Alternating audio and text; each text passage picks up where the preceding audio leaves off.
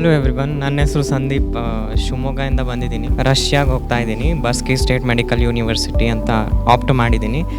Actually obviously ನಂದು NEET score ಅಷ್ಟು ಸರಿ ಇರಲಿಲ್ಲ. ಆ್ಯಂಡ್ ನನ್ನ ambition was to become a doctor. And even my parents do deserve I am being an doctor. ಆದರೆ NEET score ಕಮ್ಮಿ ಇರೋದ್ರಿಂದ ಆಬ್ವಿಯಸ್ಲಿ ಯಾವುದು ಇಂಡಿಯಲ್ಲಿ ನನ್ನ ಮಾರ್ಕ್ಸಿಗೆ ಸಿಗಲ್ಲ.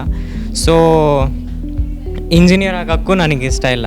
ಪಪ್ಪ ಹೇಳಿದ್ರು ಇಂಜಿನಿಯರ್ ಆಗು ಅಂತ, ಬಟ್ ನನಗೆ ಇಂಜಿನಿಯರ್ ಆಗೋಕ್ಕೂ ಇಷ್ಟ ಇಲ್ಲ.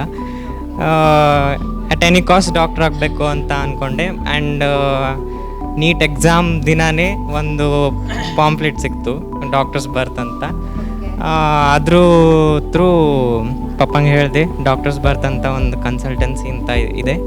ಸೊ ಅದ್ರ ಥ್ರೂ ನಾನು ಅಬ್ರಾಡಲ್ಲಾದರೂ ನನ್ನ ಆ್ಯಂಬಿಷನ್ನ ಕ್ಲಿಯರ್ ಮಾಡ್ಬೋದು ಅಂತ ಹೇಳಿದೆ.